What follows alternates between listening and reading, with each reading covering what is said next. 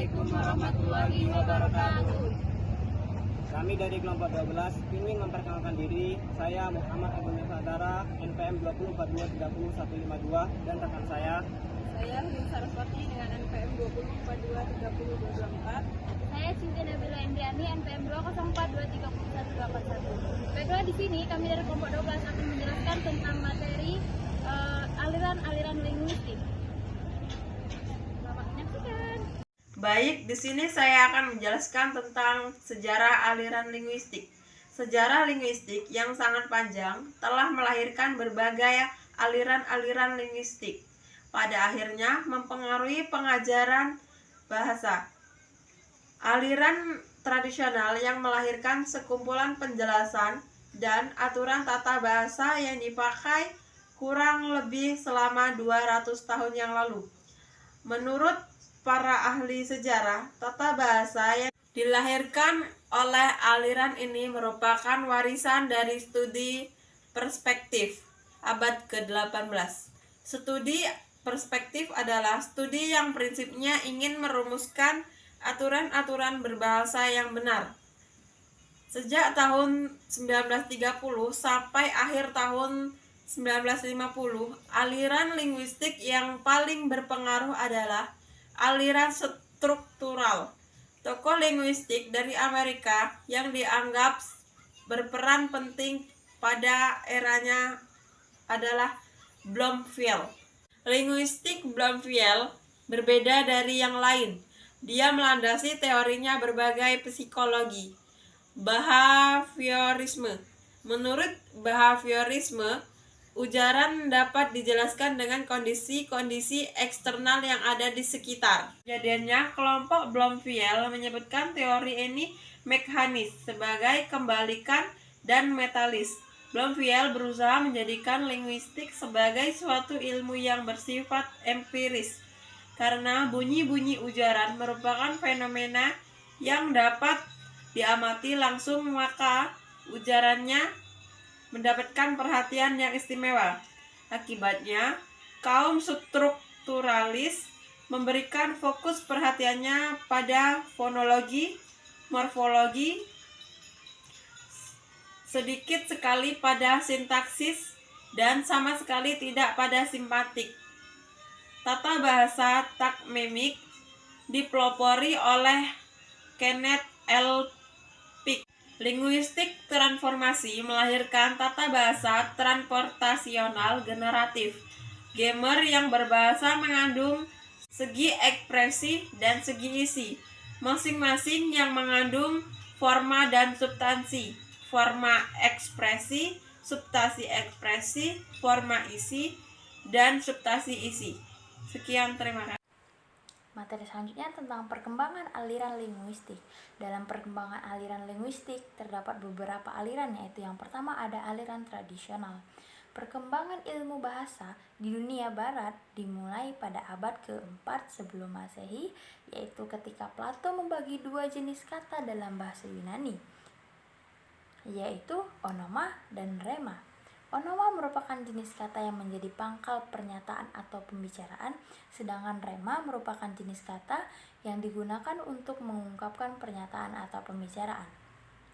Secara sederhana, onoma dapat disejajarkan dengan kata benda, dan sedangkan rema dapat disejajarkan dengan kata sifat ataupun kata kerja. Pernyataan yang dibentuk onoma dan rema dikenal dengan istilah proposisi. Pergolongan kata tersebut kemudian disusul dengan kemunculan tata bahasa Latin karya Dionysius. Tata bahasa tradisional dimulai dari zaman Yunani sampai dengan munculnya linguistik modern di sekitar akhir abad ke-19. Dengan tahapan sebagai berikut. Yang pertama ada tahapan spekulasi, yaitu pernyataan tentang bahasa tidak didasarkan pada data empiris, tetapi datanya dari dongeng ataupun cerita. Yang kedua, ada tahap observasi dan klasifikasi, yaitu pengamatan dan penggolongan terhadap bahasa-bahasa yang diselidiki, tetapi tidak sampai merumuskan teori. Yang ketiga adalah tahap perumusan teori. Nah, selanjutnya ada linguistik zaman Yunani. Studi bahasa pada zaman Yunani ini mempunyai sejarah yang panjang, kurang lebih dari abad ke-5 sebelum Masehi sampai abad ke-2 Masehi. Masalah pokok yang dihadapi oleh para linguis pada zaman ini adalah yang pertama ada pertentangan antara fisis dan nomos, yang kedua pertentangan antara analogi dan anomali. Para filsuf Yunani mempertanyakan apakah bahasa itu bersifat alami atau bersifat konvensi. Bersifat alami maksudnya bahasa itu mempunyai hubungan asal-usul, sumber dalam prinsip abadi dan tidak dapat diganti di luar manusia itu sendiri. Oleh karena itu tidak dapat ditolak, dan dalam bidang semantik, kelompok yang menganut paham ini adalah kaum naturalis, berpendapat bahwa setiap kata mempunyai hubungan dengan benda yang ditunjukkan. Sebaiknya, kaum konvensional berpendapat bahwa bahasa bersifat konvensi, artinya makna kata itu diperoleh dari hasil tradisi atau kebiasaan yang mempunyai kemungkinan bisa berubah. Pertentangan analogi dan anomali menyangkut masa bahasa itu sesuatu yang teratur atau tidak teratur.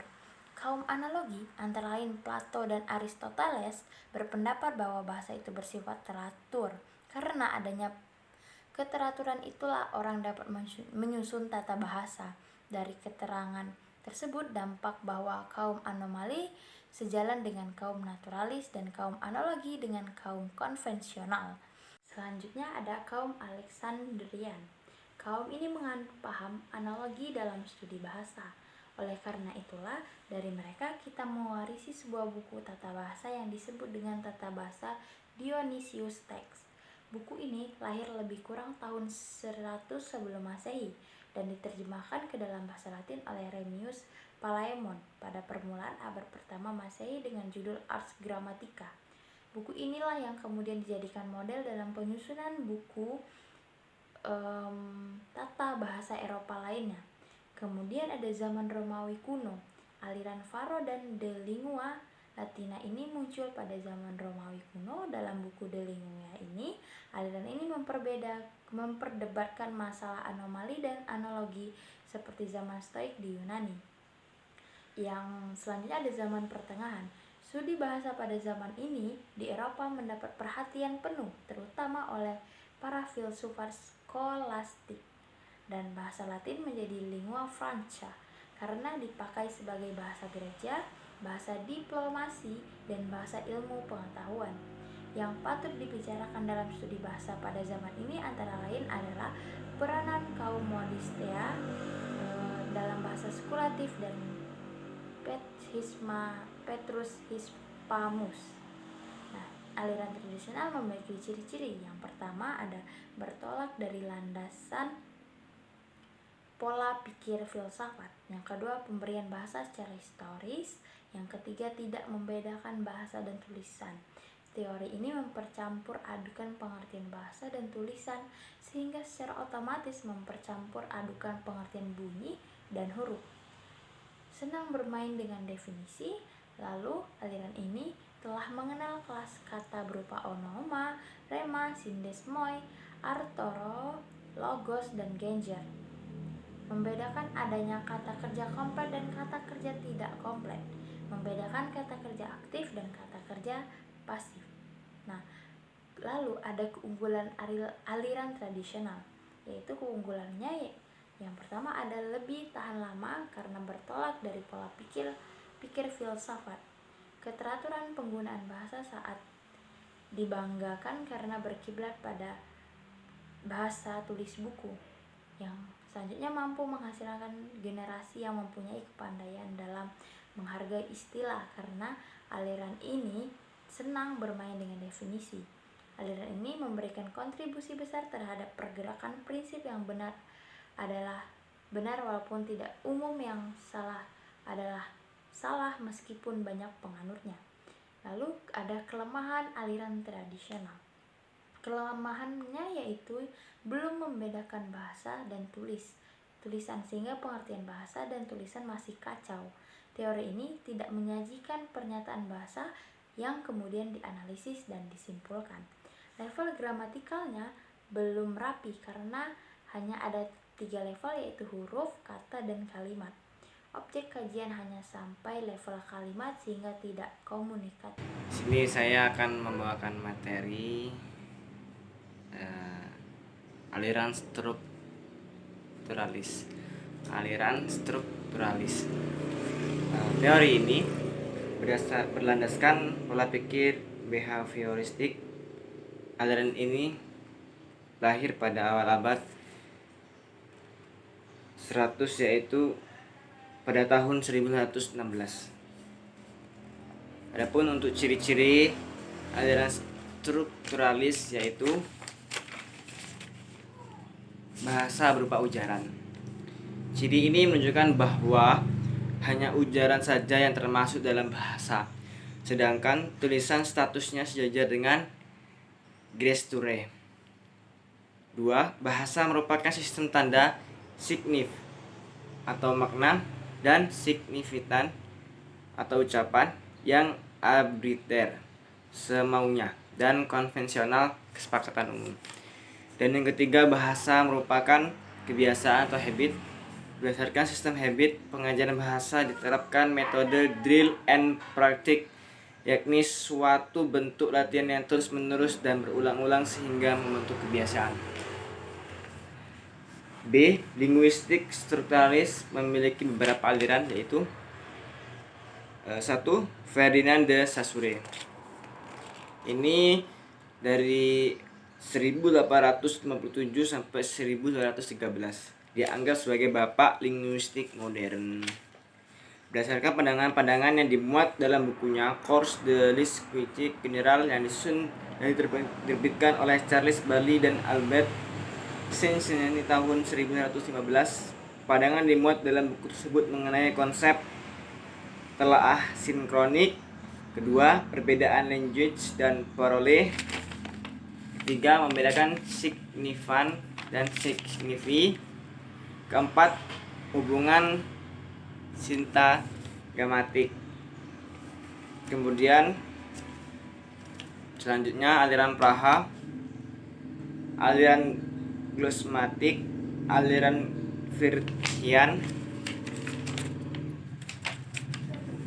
Kemudian linguistik sistematik. Nama aliran linguistik sistematik tidak dapat dilepaskan dari nama M.A.K.